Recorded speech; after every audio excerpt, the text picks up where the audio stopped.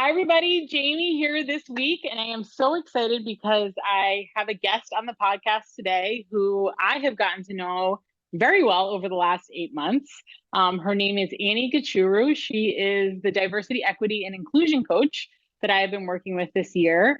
And I am so excited to have her here today to talk about the parallels between trying to create a more diverse, equitable, and inclusive business and how that is parallel to trying to raise kids who are racially conscious and inclusive. And I think there's a lot of parallels in business and in parenting, and this is just another one. So Annie, so excited to have you here today. Thank you so much for being here with us. Thank you for having me, Jamie. I'm happy to dive into this necessary conversation. Yeah.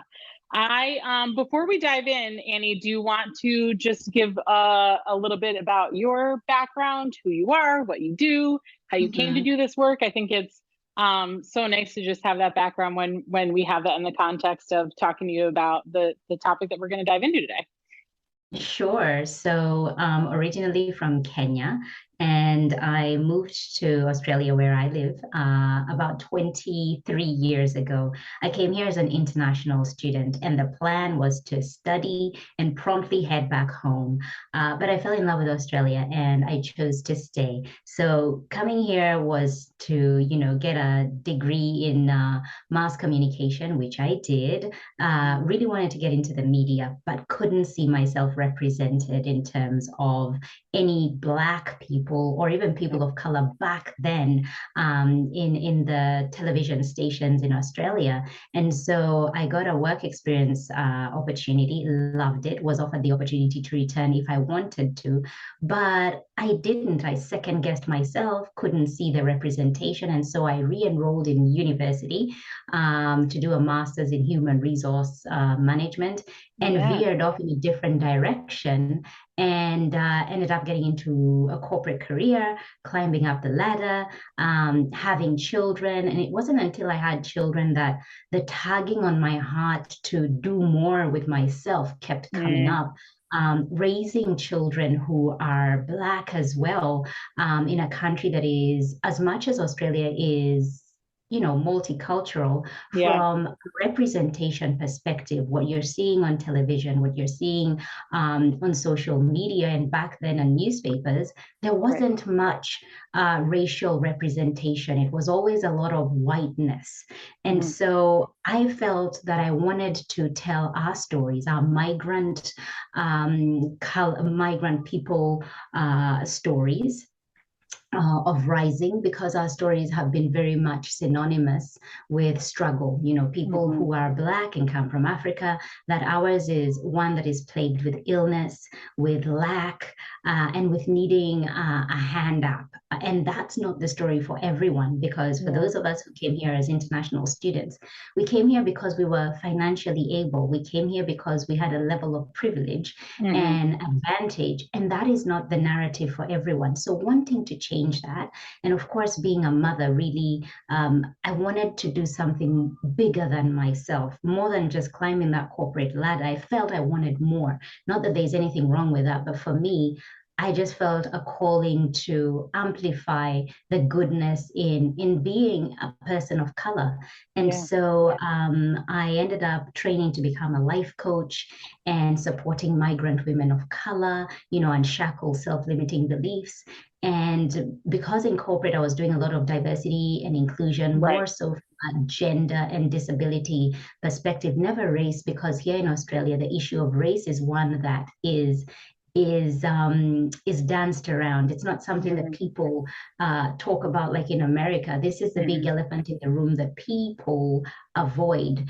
And so I saw an opportunity in the coaching and personal development industry, and became a diversity, equity, and inclusion coach. And the catalyst really being the public execution of George Floyd, where I felt personally I couldn't be silent anymore. It was Yeah. time to start sharing my story, our stories of how we navigate white spaces, and wanting to see more representation when it comes to leadership, influence, and people being in positions of power. Yeah. Thank you so much for sharing that, Annie. You mentioned the piece about studying to be in media and not seeing Yeah. that representation there when it actually came time to work in media. How in being in, coaching other women through their own struggles, through the narratives that they're telling themselves about them, about themselves or about their worth. When you look back on yourself, being encountered with that situation of being offered the job, but not really seeing that representation there, what if you could tell yourself in that moment something now after having kids, after the work that you have been doing, is there something that you would tell your prior self in that moment when you were making that Oh, decision? yes, yes, absolutely. It would be that sometimes, even though you cannot see what you want to be, that you can be that it for others, that it's okay to be the first one. I didn't know that. I didn't know how to articulate that. My Mm, thought process, my mindset was never about being the first, mm, because I grew up in a country where majority of Kenyans are Black and look like me. And mm, so the thought of me being the first in a country where I still felt very much a foreigner, a visitor, an international student, yeah. I just couldn't fathom the thought of me being there with back then my very strong Kenyan accent, and if people would even understand if my English was good enough. And so there was a lot of self-belief that was lacking. But I Mhm. would tell younger Annie, I would be, you can be the first. You can be the one to open the doors so that this narrative that you're seeing, this Yeah. picture that is lacking representation, you can begin to change that. I mean, it's amazing that that was sort of where this journey started a little bit for you. Mhm.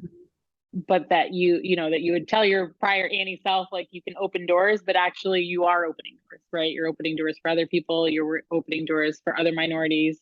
What you're doing is opening doors. It's just a different door. So I don't know. I love that Yes. this comes full circle for you.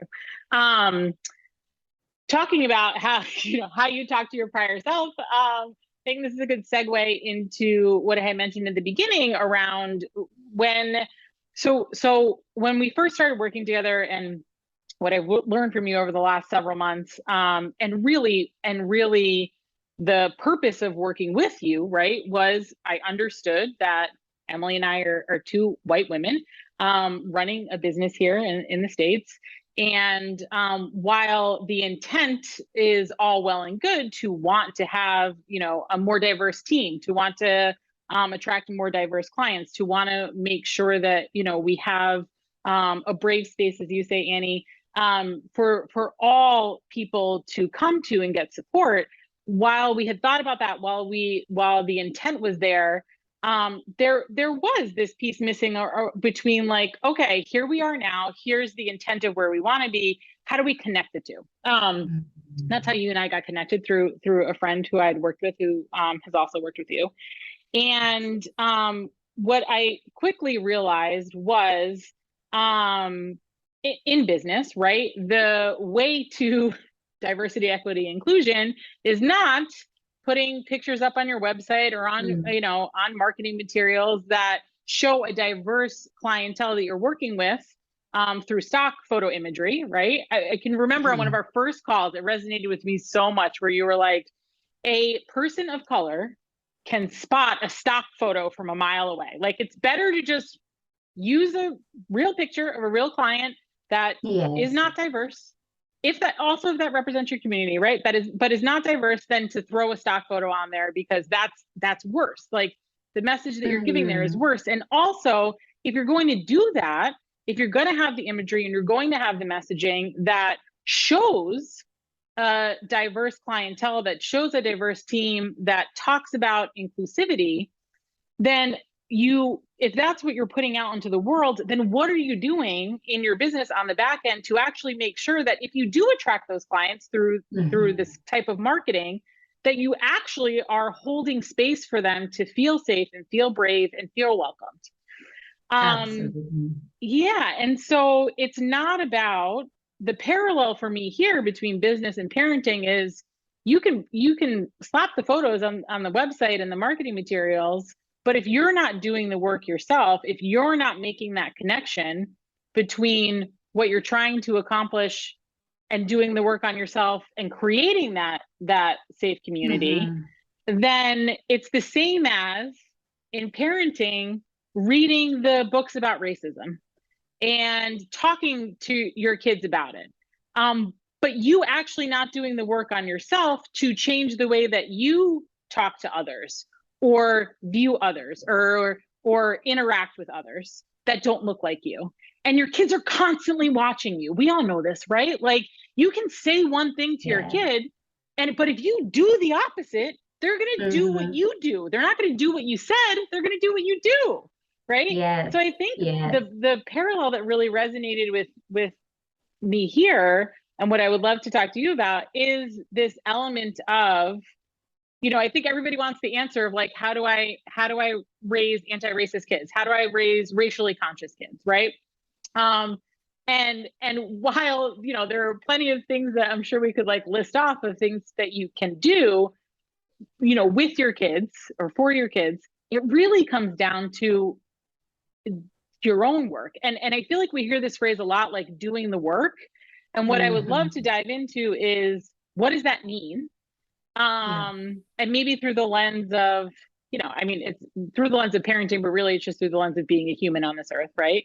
And understanding that in doing the work and in doing it on yourself, there's this trickle down effect. And it's not that you don't have to read the books and talk about it, right?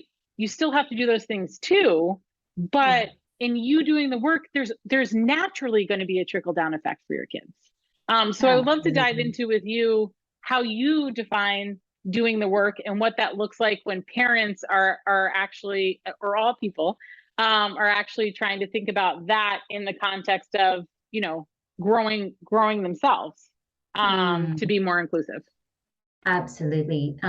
The thing is, when it comes to doing the inner work, it's all about you and where you're at when it comes to issues to do with race and racism, representation, racial equity.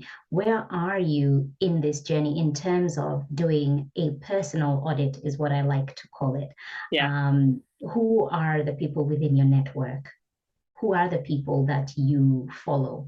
Who are the friends that you have? Who are the businesses that you support? Who are the people that you're learning from? Where are you putting your dollar? And when you do that quick audit in terms of who are the people, and predominantly those are people who just look and sound like you as a white person, chances are that you are not having anywhere that is giving you the opportunity to look at things from a different perspective for you to be inclusive. And so as you raise children and you're telling them, hey, do as I say, but not as I do, they will pick that up. And that's why we're coming up with generational issues where this system or cycle cannot be broken because there's a lot of, I am not racist. But the issue is not about whether or not you're racist, is are you an anti-racist? What are you doing about it? Because you cannot just be quiet in the background. And the thing is, once you do that personal audit, it is starting at a point where, where can I begin this journey? Maybe I'm not a book person. I don't do well with books. Maybe I am more of a podcast person. What podcast can I begin to tune into that begin to open my eyes and my lens to begin to understand this issue? And I think in America, y'all, I don't even know. I didn't even know you were going to go in a little bit of my best Southern accent in there. I don't know what it is, but the idea that talking about these issues is a bad thing, talking about the history of America and how America was built, that talking to children about that history, that it's a negative thing, that it's what's wrong. Let's talk about the other good things. I think it's important to tell the whole story. And just because you're telling the story doesn't necessarily mean that, that you're being a bad person. It is telling history and trying to raise children who are conscious of the history, not so that they can hate their ancestry, but so they can do better. Right. So that they can realize, oh, this is where the divide is. This is why we view people of color in this way. And this is why, white people have progressed so much. And this is why there's the divide and the big gap. And so you've got to start by, telling the stories from the beginning, but obviously from a palatable perspective, but doing that inner reflection yourself. And when it comes to business, that knowing that before you can build an inclusive business, before you can begin to be equitable, that inner work needs to begin, because our businesses are very much built on the values that we hold. Our businesses are who we are in many ways. The things that we tolerate, the things that we condone, the things that we accept are based on the values that we have. And so if our values are not being challenged, if we're not beginning to look at things from perspectives that we hadn't thought of, we will keep building businesses that exclude consciously or unconsciously. And in so doing, raising children again who are not inclusive, because we're not doing the work ourselves, and we're expecting them to grow up learning to do better when we are not. Right. You said two things that I want to. The first is perspective, and the it's interesting, right? Because I think we can all agree there are certain life events that we all have as a shared human experience, right? Like as mothers who gave birth to their children, right? We all had the experience of giving birth, right? But we can all agree, I think, that every birthing person's perspective and or experience of that birth is different. Every single person, right? So from a conceptual standpoint, I think, like, using that as an example, it's easy to understand that, like, this is a shared human experience that everybody has gone through, and so understands a basic level of, but doesn't necessarily understand everybody who has gone through this experience, their unique experience in that, right? And then when you put it into the perspective of anything about our history, right? And I realize this is in the simplest form, but when I think about this in the simplest form, it's learning about the same history that we've learned about from a or many different perspectives. It's a different story when you look at it from a different perspective, right? Absolutely, and 100%. And I agree with you. I don't know where the hang up is in hearing all of the different perspectives and hearing all the different stories and putting that all together into the story of our history, right? Not what we've traditionally learned about is one story, one perspective of our history, right? And I think the sooner we can view it that way, or teach kids to start learning in that way, the more empathetic, like, trying to understand somebody else's perspective is a form of empathy, right? It's like, this is an amazing tool for humans to have. So when you were saying that, it's, I was thinking about it in this idea of, like, these are different stories, these are different perspectives. I don't think, like, landing on that is sort of like a common ground, I don't think is that far-fetched, right? And so I agree. I don't really know what the hang up is around talking about, sharing this history from a different perspective and it telling a different story. The other thing that you said, I didn't know if you wanted to add anything before I move on to the second thing that you said there, Annie. It's because perspectives are influenced. When you are raised in a certain way to believe certain things, you believe them because that's how you grew up. When you look at things, and then we stereotype certain people from certain backgrounds, when you see a Black man with a hoodie and you suddenly feel unsafe, Mm-hmm. that is implicit bias, and it's unconscious. We all have it, but it Mm-hmm. has to do with our belief systems. It has to do with how we've been raised, how we've grown up, how we've been made to identify certain things as Right. good and certain things as harmful. And we Mm-hmm. form prejudices, and those then grow to become, to bring the discontents and the divide that exists. So perspective, very much influenced by our upbringing and what the people we Right. love and who have nurtured us have told us is right and wrong. Well, and this is where your point about do that audit of where, when you're talking about where do you shop, where do you get your information from media to reading to like, it's all about consumption, right? Right, consuming information, consuming materials, right? And how are, if you're only consuming from people who look like you and sound like you, how are you ever getting the other stories? You're never getting Yeah, the other stories if you're only consuming from people who look like you and act like you and were raised like you, right? So yeah, I think that's the important piece to that audit, is how consuming from different areas leads to being able to see things through a different lens, having a different perspective, understanding and having more empathy towards people who don't maybe look like you or sound like you. Um, you mentioned something else as you were talking, which is the difference between, you brushed over it and I want to come back to it, the difference between being racist and being an anti-racist. Can you dive into that a little bit more? sure. And I like how, Abraham X. Kendi talks about this, and in his book, Anti-Racist. And the difference is when you're saying that you're not a racist, but you're not doing anything. You can be in a room and observe something happen, but be silent about it and walk out of that room and say, Mm, "Oh, but I'm not a racist." But the difference when you are an anti-racist is that you speak up.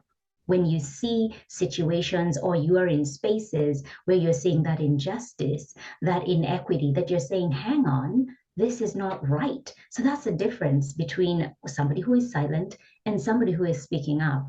And for me, I take it a little bit further by saying speaking up looks different for different people.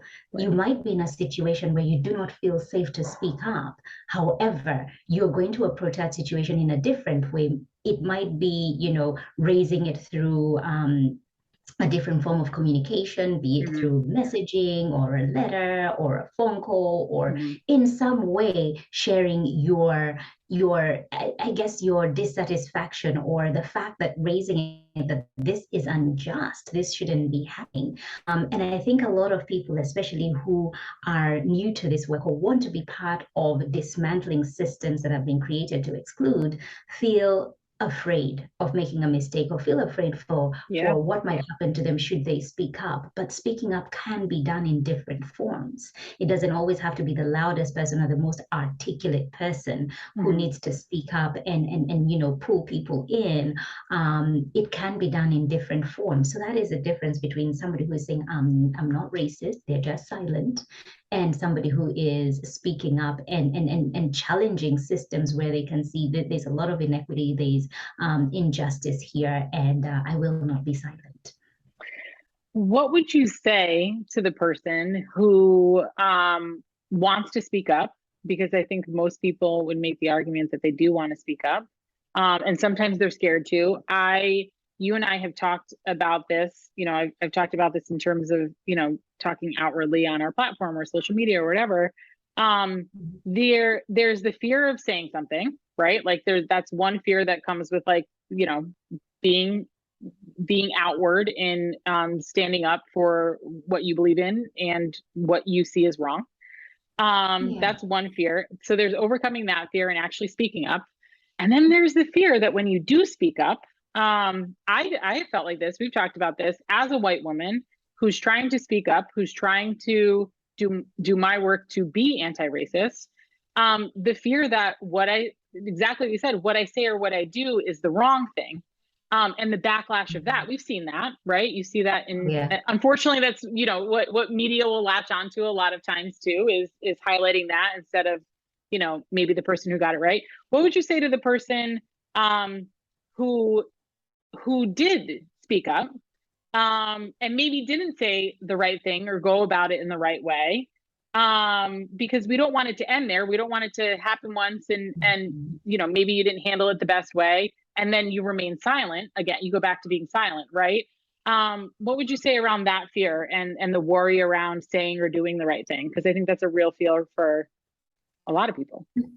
I think starting with the fear, addressing the fear, fear will always be there unless you Always. begin to exercise, speaking. And I always advocate for having conversations in the privacy of your home. When you see something, are you sitting down at the table that you influence, the dinner table, where you can have conversations and say, hey, I witnessed this, or had this conversation, or this is what's going on. And at that place, that's where you begin to have conversations, you begin to share I love that. ideas, and you begin to exercise that racial stamina of being able to talk about these things that Yeah. are a little bit uncomfortable, but as I said, necessary for us to be having those conversations so Yeah. that it might not be the first time that you see something that you speak up, but with time, you are again gathering information, you're having your eyes open, you're listening to different perspectives, you're finding language around things that you couldn't articulate. Then you're in a position to speak up, you're in a position to, voice your opinion in a way that feels informed. You're not just diving in Yeah. blindly, not knowing just because you know it's wrong, but you have some information. That's why I always say find some way of keeping yourself in this work and being informed. That way that when you do see something, when something comes up, you have language around it. And there are many times, and also for people of color, I can speak for myself, where something has happened to me and I haven't always spoken up because I haven't felt safe to do so. Yeah. So it wouldn't be being in this journey and being an ally or an advocate or an accomplice or an agitator in this work. It's not always getting it right. It's not always climbing that ladder of I'm doing great, I'm doing great. There are times, it's not a linear curve, so to speak. Right. Of course. There are times you'll be like, "Oh, I should have said something. Oh, Yeah. I really, why was I silent?" Or I couldn't find the words for it. And it's through being exposed and being in these situations that you build up your courage, and you're like, "Well, next time it happens, I'm not going to be silent, and I'm gonna, kind of be prepared." So that's how you deal with the fear. It's never going to go away, but Right. it's being in conversation that you feel a Practice. little confident to hold that conversation. Yep. And then secondly, when it comes to making a mistake, mistakes will always be made. And my way of teaching, my way of supporting, the students who come through my programs and my clients is giving grace because we will make mistakes. We will say the wrong thing. And I think when there's a fear around speaking up and the fear of getting it wrong, what Yeah. then happens is you have people who are just not speaking up in any way, people who are not contributing in any way. And so one of the best ways to counter that is to be in spaces where you're growing with other people, being in spaces where you're afforded that grace, where if you do make a mistake, that you're called in rather than called out. If you do make a mistake, you're corrected with kindness. And when you do make a mistake in that way, you're like, yeah, I did mess up. Thank you for pulling me in on that, for calling me in. I will do better. And what that person walks away feeling is, thank you for how I've been called in. I'm more determined now to do better and to try and get things, right, and not to make the same mistakes that I'm making. I think when we foster an environment where people can come as they are, messy, not knowing much, but a hunger, a desire to want to change things, I think that's where change comes about, Jamie. But Yeah. when you build spaces where you're so judgmental, there's toxic perfectionism, or we don't use that word anymore, or you Yeah. shouldn't do that, you shouldn't do that, and you just feel like you're walking on eggshells. Yeah. It is not an environment that fosters growth or Right. even desire to want to do this work. And I firmly believe that we need to lock arms together and be in this work together to see change. And it's all about fostering an environment that is inviting, that offers grace, Yeah. love, kindness, and calling people in as much as we can.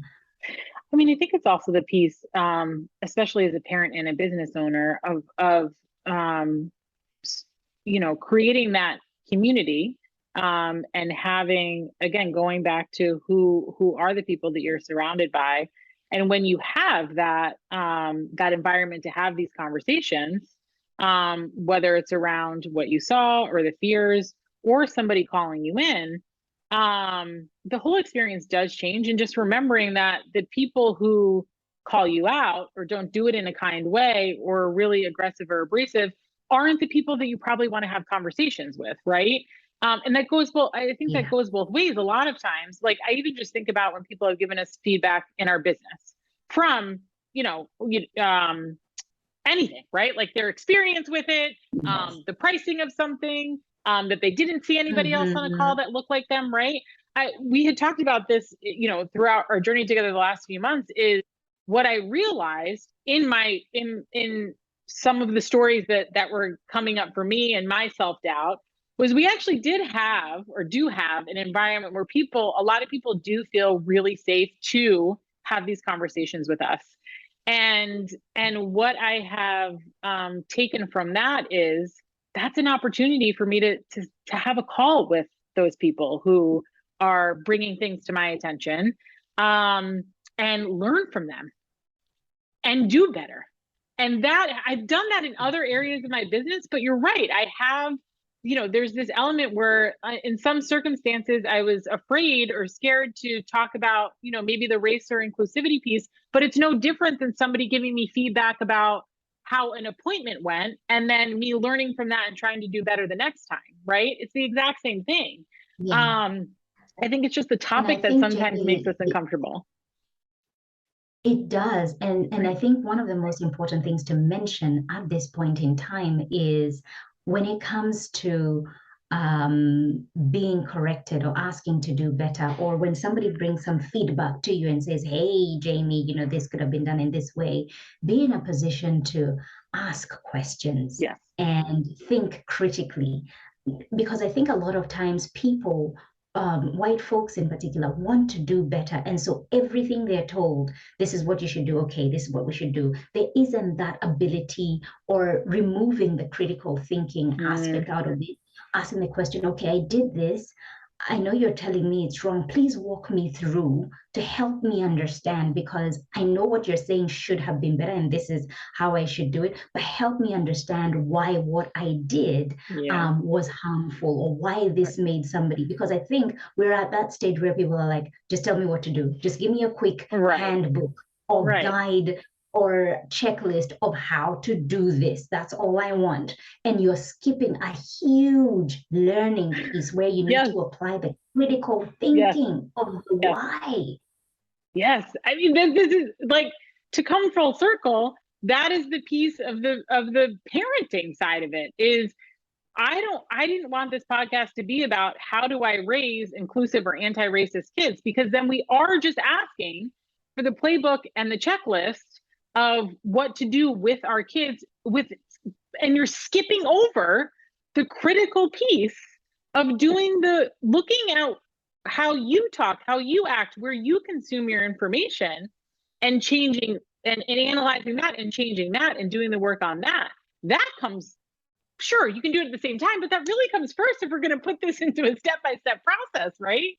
And yeah, I mean, there you go. That's came full circle. That's exactly, I think, the point of this, right? And I hope what people take away from this episode is it's that I can't hand you a checklist or a playbook for raising anti-racist kids without taking the necessary step to look at yourself and what you're doing. And that we skip over that step, I think, often because it's fucking hard, right? It's hard. It is. It's hard to look at yourself in the mirror and figure out what you need to change. Yeah, and I think once you begin, and it's important to say there is no shortcut to inclusion. If there was, we'd all be taking that road. There is no shortcut to inclusion. There isn't a day you will arrive and be like, oh, I am so this and the other, especially when it comes to when you are of a different, excuse me, background from others, when you do not have that lived experience, when you do not hold that identity. We're constantly learning. You're constantly in a position where you're learning. And I think once you begin to challenge your biases, once you begin to find the right tools to support you and ask the questions, because we can listen to podcasts, we can watch movies, we can read books, but when you're not in an environment where you're being able to ask the whys and understanding how you can do better and how you can apply that to your life, then it becomes a very difficult journey to apply. You end up just reading a book or listening to a podcast and you're done. But when you're in an environment where you're asking questions, you're learning together, and again, you're in a community where you feel brave, where you feel safe, you have others who are like-hearted like you who are doing this work, I think that's where we make a lot more progress, like the group we've been in together, Jamie. I was just going to say that. And that is that you have given me that with your program and with the group that we have. And yeah, I've had a lot of amazing conversations, and all of us have done wonderful things with the work that we've been doing with you over the last several months. And I truly am just so grateful for you for providing that space for us. And in particular for a community of female entrepreneurs, which I think in and of itself is a really special place to be doing this work with other women who are in similar situations too, with running their own businesses. Well, Annie, thank you so much for your time today. It's, as always, I love talking to you for so many reasons. One, you're so insightful. Two, you have a lovely voice and I could listen to you speak all day long. But I appreciate you being here so much with me today. I know it's early in the morning where you are and you're trying to get kids out of the house for school, so I want to be mindful of your time. But thank you so much for being here, and maybe we'll have you back on again. Thank you for having me, Jamie. Love the conversation, and let's keep talking. For sure. If people want to get in touch with you, Annie, if people are interested in the program that you offer, or I know that you've done some stuff with corporate clients, where can people find you, and how can they get in touch with you? Alrighty. Where I spend most of my time is on Instagram. My handle is Uplifting Studios TV, Annie Gichuru, and also my website, upliftingstudios.com.au, and you'll find all the details. Awesome. And I'll put that in our show notes as well for anybody looking to connect with you directly. Thank you so much, Annie. I'll talk to you soon. Thanks. All right. Bye-bye. Bye.